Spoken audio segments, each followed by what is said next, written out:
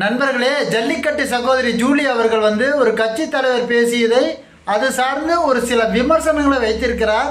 அதற்கு நாகரிகமான முறையில் தான் இந்த விமர்சனம் வைத்திருக்கிறார்.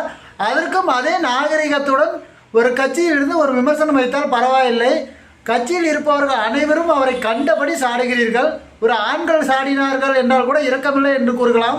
ஒரு பெண்ணே இழிவாக பெண்கள் இழிவாக பேசுகிறீர்கள். மிகவும் வருத்தமாக இருக்கிறது. அந்த சகோதரிக்கு எப்படி இருக்கும் கொஞ்சம் சிந்தித்து பாரு.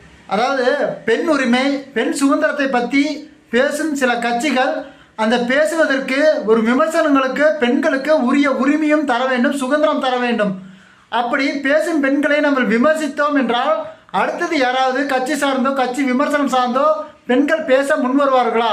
கொஞ்சம் சிந்தித்து பாருங்கள். நீங்கள் விமர்சிப்பதாக இருந்தால் நாகரிகமான முறையில் அந்த சகோதரி ஜூலி அவர்களை விமர்சியுங்கள், தவறில்லை. கொஞ்சம் சிந்தித்து பாருங்கள், தவறாக எடுத்துக்கொள்ளாதீர்கள். ஏனென்றால் இங்கு விமர்சனத்துக்கு உள்ளாவாதவர்கள் யாருமே கிடையாது. கடவுள் உட்பட அனைத்து அரசியல் கட்சி தலைவர்களும் விமர்சனத்துக்கு உள்ளாகி இருக்கிறார்கள். அந்த விமர்சனங்களை நம்முடைய ஆட்சி பதவிக்கு ஒரு உரமாக பயன்படுத்தி கொள்ள வேண்டும். அது விமர்சனத்தை சாதகமாக பயன்படுத்தி கொள்ளுங்கள். அதாவது மக்கள் தேவை சார்ந்து நீங்கள் போராடுகிறீர்கள் என்றால் உங்கள் கட்சி வளர்ச்சியடையும்.